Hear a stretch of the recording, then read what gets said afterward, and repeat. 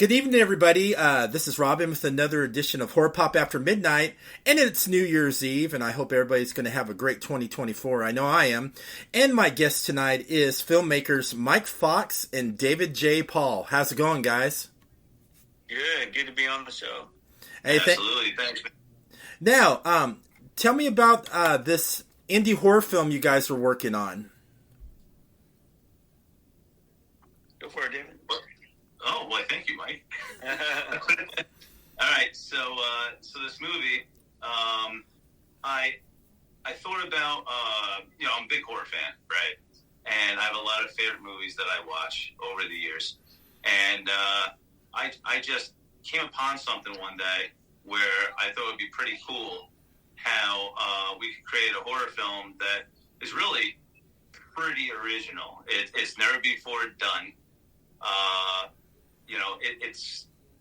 I don't want to give too much away, per se, but what I would tell you is it's almost like a game of your soul kind of thing. Like you're playing for a game, but keeping your soul kind of thing. There's a lot of things in the movie where it makes you think. And each time when you think, there's something else that happens where you least expect it. And it involves the ghost, the paranormal, the demons, different numbers where it comes in from, the number 13. There's stuff that's going to happen where you're in a huge, massive castle that is, in real life, the most haunted castle in the region. So we decided, instead of doing it in like some sort of mansion or house or something like that, we want to do it in something that not only is terrifying just by looking on the outside in, but when you walk inside, it's like a massive maze. Like there's secret passages, there's a dungeon down below, there's just stuff where a lot of the characters that you think are, maybe like bad people, those are the people that get picked off one at a time by demons in the house. So it's hard to give too much away right now because, we're still in the writing format of it. The script's almost completed. But it's something that's very original, very unique. And that's why I asked Mike to come in to direct it, and with his production company, because Mike has really, really good visions of how I created the story. And with Mike coming in, he's a good visionary also. So with both of us combined, it's going to be something that will be popping everywhere. It will be jump scares. It will be scary stuff. It will be ghost visions. There's going to be characters playing for their souls, and it's gonna be pretty. It's gonna be pretty cool and pretty intense, and you might actually get really real ghosts in some of the scenes because we are actually stepping in a real haunted castle. Yeah. It's the Wilson Castle in Vermont, and it already has a reputation preceding itself. So one of the things that David was able to set up, and that's going to be a big draw for this particular movie, which is kind of like the history in the making, is that we get to feature the Wilson Castle as the primary location for our shoot, for our filming, and so we get to use pretty much everything that it has to offer, and there's so much to it. We're so excited. I can't wait to step foot in the place just to see it, let alone film there. But we're going to utilize every nook and cranny that we can just for this film. It's going to be an amazing opportunity for the Wilson Castle, and which is actually what helps for those who want to participate and those who want to help and be a sponsor or an investor for this project. Is number one, because it is the Wilson Castle, and it's just from coast to coast, it has a name for itself. Plus David was able to bring on board Leatherface, Brett Wagner, and I mean, so there's so many things to this movie that will help it stand out. My job as director and producer and film production is to, and I'll be honest with you, I've talked to so many people, yourself included, Robin. It's good, that you have like your indie horror films and things like that. Over here, Pennsylvania seems to be like one of the indie horror, film places of the earth, really, in Pennsylvania. But to make what would normally be something that, you just take, hey, dude, got my iPhone, and let's just make a cool indie horror flick, and take that and make it into an actually a high quality, distributed film that not just has jump scares. I mean, I won't even go into it. How many people have let us know, like, please don't let it be just a bunch of jump scares. Like, no, everything's strategic about this. And my job, I mean, I'm a writer as well, but Amber is writing along with David's guidance on that. And then when it gets into my hands, we'll be making sure that the creativity of this film will have it to where it's not just your average same old. If it has a jump scare, then I'll be making sure that the jump scare is not where you think it should be, so that way it really will be a jump scare. It's just it's going to be a higher quality than normal, and it has to be because we've already got according to what we have in our hands, we already have some crazy distribution for those films. So it's going to be an amazing opportunity. There's always a moral to the story. So it's not just, let's throw together some scares, some horror, blah, blah, blah.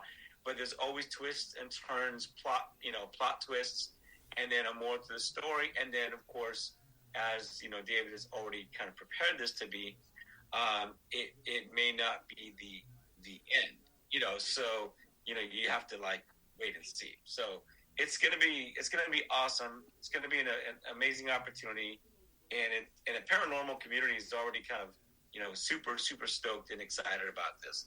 And we want to make sure that we rep the paranormal community in a very quality way, not just throw on some special effects and a mask and blah, blah, blah. I want to make sure that this thing has some crazy quality shots, with top, equipment and gear, and some, my DP that I have on board. He's an amazing DP. And just we're excited about this. Yeah. So this film you're doing, I'm really excited for it too. Is it going to be a lot of practical effects? So it's a very good question. I like to use as much practical effects as possible. We're working through the script as we speak. And so me and David as the executive producer. So just to give a shout out, David, the creator of this, he's also the executive producer. He is also the lead actor and casting. Myself, I'm the director as well as producer and film production. And I'll be working with all, phases of the people, production throughout this, project. I like to use practical effects and then put in CGI and post-production effects when necessary. Because it all does have to fit within a budget. This is not a huge Hollywood budget, unless we have somebody who invests in this, and then we will take this to the max on that level. So there will be practical mixed in with post effects as well. So it's a combination. So since you guys are doing it at the Haunted Wilson Castle in Vermont, are there going to be any paranormal investigators on the set too? Yes, actually, and I'll let David feel in better than me, but what I know is that not only are there actors and part of the cast, but there are people that are actually investigators in real life with real equipment, even up-to-date equipment that they'll be bringing so we can use. So people in a paranormal community will look at the gear, look at the equipment that they're using and say, that's for real. That's legit. That's real stuff. But go ahead, Dave. You're going to say something. Yeah, so Robin, like what Mike said, absolutely true. I want it to be as original as possible and as real as possible. So what I decided to do is I reached out to a couple of friends of mine in the paranormal industry itself. I reached out to Michelle Roos. She's a demonologist in real life, and she's also on a lot of hit TV shows all around TV, all on every name possible that wants to bring her in as a host of Paracons, a guest of Paracons. She has a huge, massive following in the community. I also brought in David Childers. David Childers is a renowned ghost investigator and also a lot of the main hit TV shows. And we brought both of them in because not only did I decide I want to have them as actors in the movie, they're also playing, funny enough, what they do in real life. So in the movie, Michelle's playing a demonologist and David Childers playing a ghost investigator. Even though they have all the expertise of what they do for a living in this, it will come natural in front of the camera as well. So they know all the ins and outs of Wilson Castle. David Childers goes there often. He knows a lot of the people that actually, work in the castle itself. So he knows the ins and outs of everything. And I said, wow, this will be a pretty damn scary place to film.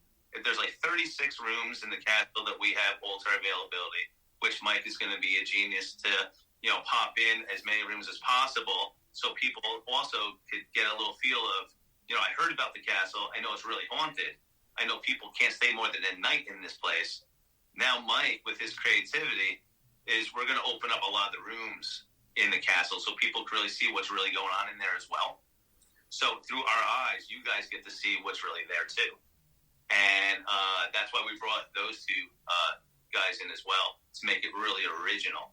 And we will be using all of the real ghost equipment, the voice boxes, the spirit boxes, the ghost meters, the whole 9 yards. So when you do watch this, it's not just a regular movie. You're going to get a little bit of everything, of every paranormal industry. So when they watch this, they're going to say, wow, this isn't fake. These guys are really doing the real stuff that we do in real life. But as actors, we're going to be trained to do it. So we look as professional as they do. So and also we have Jessica, the Black Widow Borga. She's a professional MMA fighter. And she's in this as well. So with, Mike said, Brett Wagner, who plays Leatherface in the Texas Chainsaw Massacre. And with Childers and Michelle Roos. And we just got a great cast. They're all very talented people. They're all excited. They're pumped up, ready to make history, just like we are. So it's gonna be exciting, man. That's awesome. You got Brett Wagner. I love that guy. I had him on the show, man. He's so fun to talk to, and it's a shame he couldn't finish the rest of Leatherface and Texas Chainsaw. Because he, had that heat exhaustion. He would have been one hell of a, Leatherface. But how'd you get Brett Wagner to be part of this film? So I was cast to be in a sci-fi horror film called The Aliens List. It's going to be filmed in Georgia in March. So when I was cast, I was asked to play a role, and I said yes. So when I said yes, they said, well, Dave, you're going to be acting with Brett Wagner. You guys are going to be working together. And I said, cool. So Brett Wagner and I hooked up on Facebook. We introduced ourselves. We became friends. And then I said, hey, Brett, I know your work. I know you played Leatherface in the Texas Chainsaw Massacre. You're a huge guy, like big, tall. And, dude, you're Leatherface. I think this will be a perfect movie for you to kick in a second gear. Let's get you in a paranormal feature film. And the role that I saw in my vision, I talked to him about it. And I said, you'll be perfect in this role. What do you think? And he says, dude, I'm in. Let's do it. So it's just like that. Was acting with him in the Aliens List. And then all of a sudden, I brought him here. And then I'm also in talks with him in other handful of movies, which I'm also going to be creating and starring in with Brett. So we have a lot of horror films coming down the pipeline. That's pretty awesome. So, how'd you guys get involved with Amber Blevins? You know, she wrote it as well. Is she like in the paranormal field, or she just loves that fascination of paranormal and she decided she wanted to do a film in a legit haunted castle? So with Amber, it's funny. Amber's really new to the writing industry. She was going to writing school, but unfortunately she couldn't finish the school because, you know, schools are very expensive. Yeah. So one day I went to this diner, and this waitress comes up to me, and she said I look familiar, so I gave her my Facebook page, and she says, yeah, I saw something of you. And I said, cool. And I said, as she's like, hey, do you have anything from your daughter? I said, what does your daughter do? And she says, well, she's an aspiring writer. And I would like, you could help her out, maybe get in one of your movies. I said, well, I have an idea for you.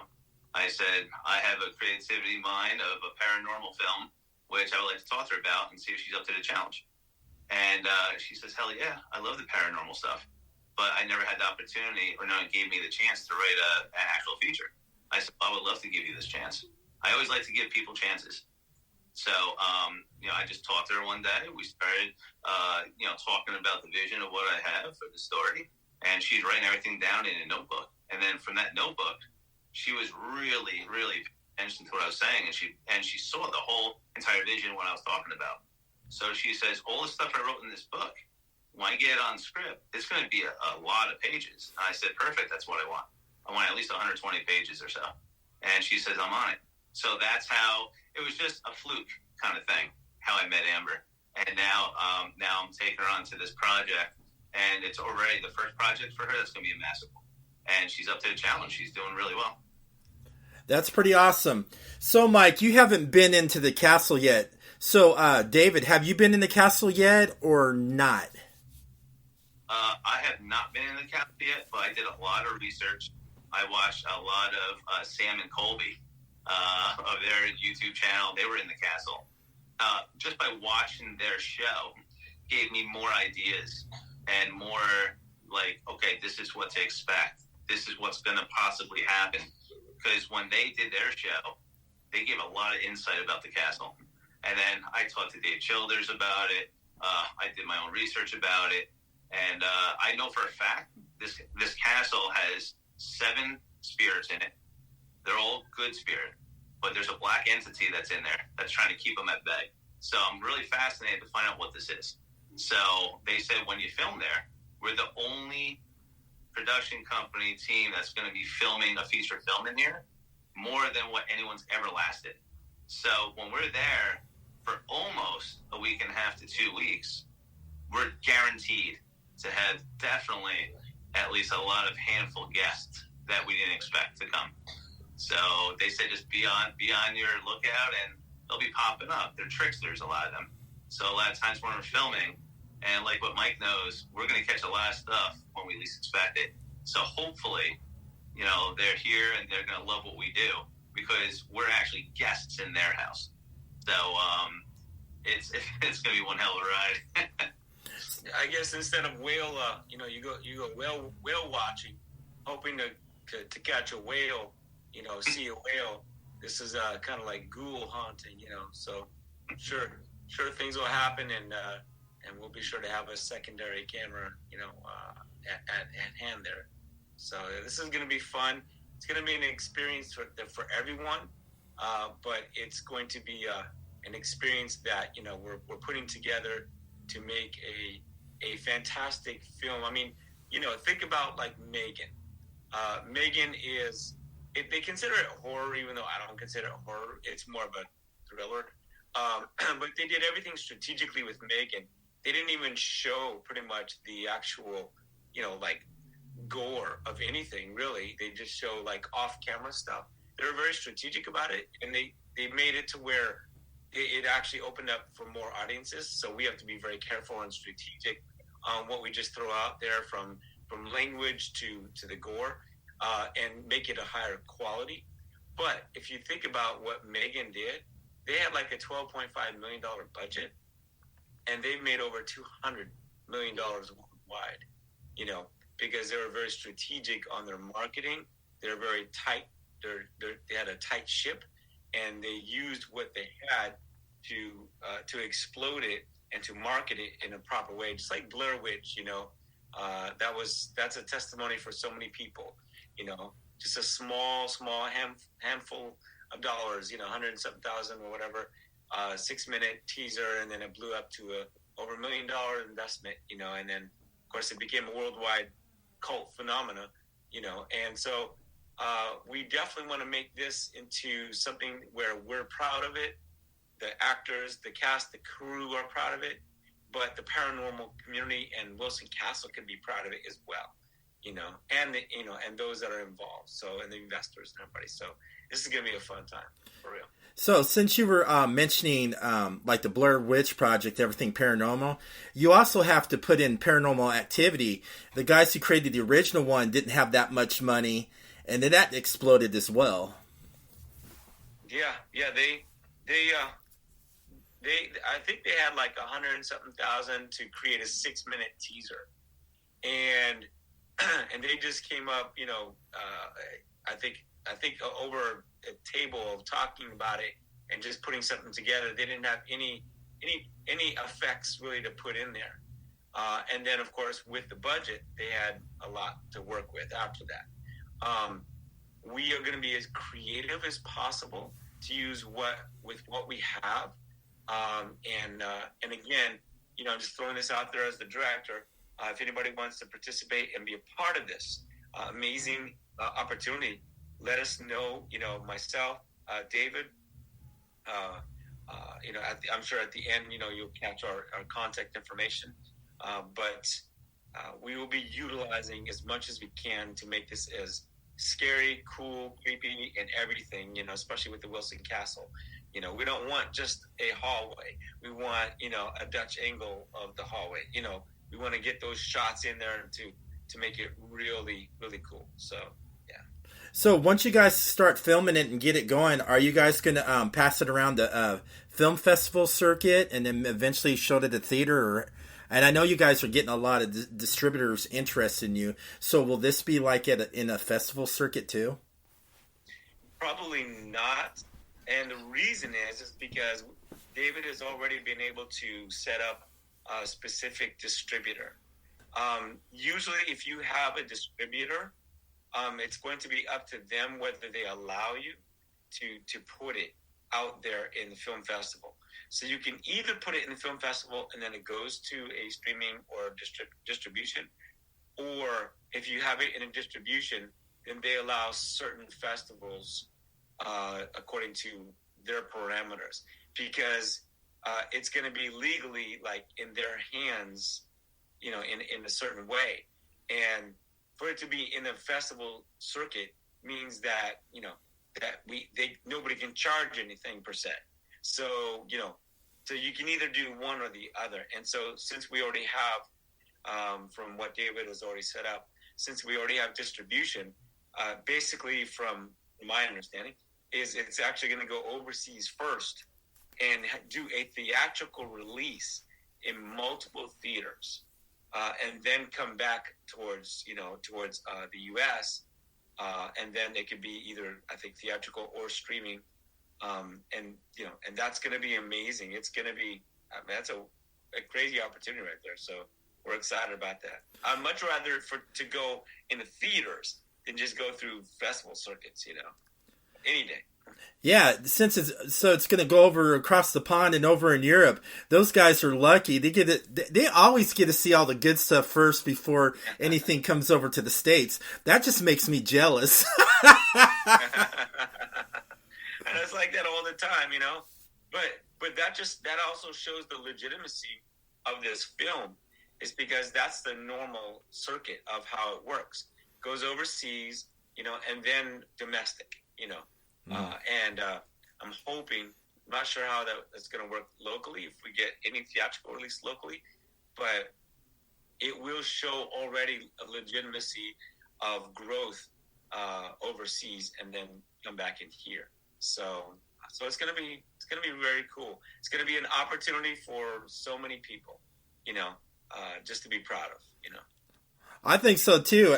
Like I said, I can't wait to see it. And then, eventually, I'm a strong supporter of physical media. So if I do like this film, if I do like it, I'm going to do, of course, a review. I'm going to be honest with you what I don't like or don't like about it. But that's how I am. But if I do like it, I'm going to add it to my physical media library. Nice. Hey, we'll even sign it for you. Oh, shoot. I'll make you have everybody sign it. Right. Now, two other questions since we were, talking about your film. David, you mentioned you were in a film about aliens. Tell me a little bit about that. That sounds interesting. Yeah. So I can't give too much away because there's a with that. But what I can tell you is it's almost like it's based in a small town where there's a sheriff, there's two deputies, and people just mysteriously start dying. And no one knows what the hell's going on.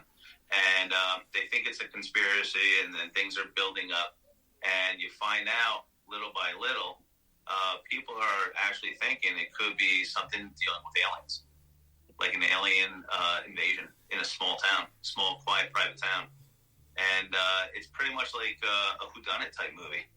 So it's pretty cool. I get to play a character that is pretty interesting. I never played this kind of character before.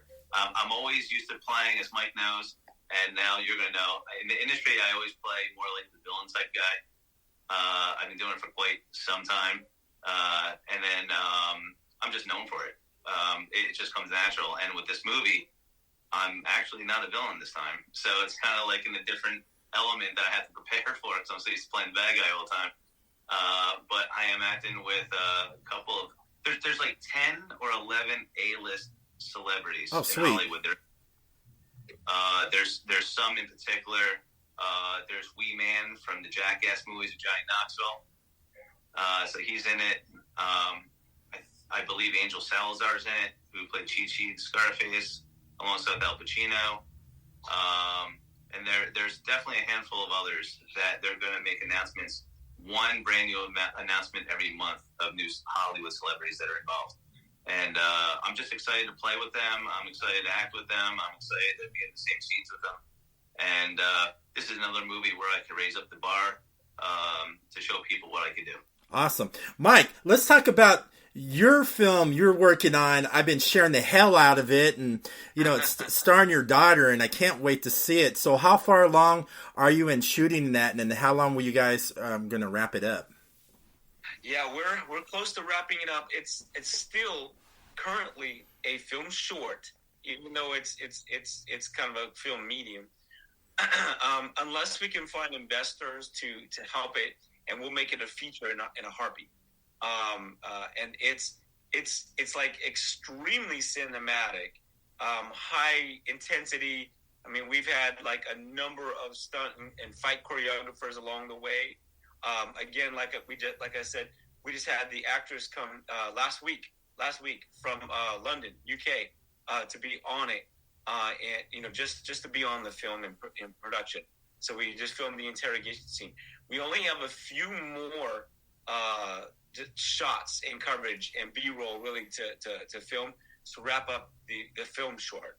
So unless it gets picked up to be a feature, which I would love for that to happen, then we're going to wrap this up probably within another week or two max. I'm doing post-production at the same time. And so the stuff looks, crazy, amazing. You're not going to find a film short like what we're putting together. I can tell you that. Everybody is just going bananas over it. And I'm excited. Everybody knows how I direct, and, what you see is what you get. I'm the type of director that empowers and helps and collaborates, and teamwork makes the dream work. That's how we did. We had somebody flying in from, they came all the way from Arizona to be on it, even, just small parts, because it's a film short. I mean, how big can you get? We had somebody coming from Texas, excuse me, somebody else coming from Florida, just all over the place, London, just to be on the project. it just looks so good. And we made sure to do this in Netflix approved gear, so that way, if perchance it does get picked up to become a feature, then it would be the equipment and what's shot is already there on par quality. And I mean, we're excited. I can't wait to get it all together and stuff. You know, I'm doing it as we speak. You know, so we're definitely excited. All right. So where can everybody find you guys on social media, and also follow you on the movie you're talking about, and then your other projects? Yeah. So Crystal Fox Films is our production, film production, and you can do crystalfoxfilms.com. On all social media, Crystal Fox Films, Facebook, Instagram, LinkedIn, and then of course, director at crystalfoxfilms.com. If you want to submit, if you want to participate, collaborate, sponsor, partner, or invest in Dimonis, or in Sleepers, or whatever project, feel free to reach out anytime. We're very, very on top of things. And then, of course, official Mike Fox is Instagram, and then also on Facebook. So Mike Fox, you can just search me up. You know, my face is, you'll see it there. So official Mike Fox on all social media. And then our daughter, she's very, very on top of things. So her name is Ariana Fox. She has her own podcast just for herself, all the stuff that she is and she does. So that's how to get a hold of us. And then DemonisTheMovie.com. DemonisTheMovie.com. We're putting things up there. Also on social media, I've already put that together. Dimonis the Movie. So you can check it out on Instagram. You can check it out on Facebook. And then again, DemonisTheMovie.com. If you have questions, just send me an email, director@crystalfoxfilms.com, because we're the production company as well. We will, just real quick, within a day or so, we should be having our Indiegogo to be up, and that will be up by Anne, and she's putting up the Indiegogo so people can sponsor and participate and get the amazing perks that she's putting together. So we're raising funds for the Dimonis movie that way, in addition to other ways. And so that's how you can reach Dimonis, the movie, and check it out online. Follow it, check it out, all the things that we'll be dropping, so you can keep in the loop with that. And then, of course, David has his own. Yes, David, go ahead, my friend. You guys are doing such a good job. I didn't want to interrupt. Well, if you go to David J. Paul, that's how you find me on Facebook. Also on Facebook, my Instagram is linked to that as well. So you can get me on both of those. My email is dholelawrence with one L 45@gmail.com. That's my email. And I'm always on Facebook, always trying to just keep working. So you always find me on there. And also, there's something else that's going to be coming out really shortly that I put together. I created another horror short film that we're starting to film at the end of January, right away. And it's called The Secrets That Kill. And it's a Scream-type movie. It's 25-minute short. I have a scriptwriter that's going to be done writing that on January 3rd. I already did the cast. We're filming in Orlando, Florida. We got the locations. We're ready to roll. We're going to submit that into film festivals as soon as it's done. It'll be up on IMDb really short. And you guys can take a look at that. But we're expecting pretty good things to happen in the festival off that horror short film when we're completed. We're filming the last week of January in Orlando. All right, you guys, thank you so much for coming on, on New Year's Eve. Happy New Year's. And thanks for having me. And everybody, thank you for listening to Horror Pop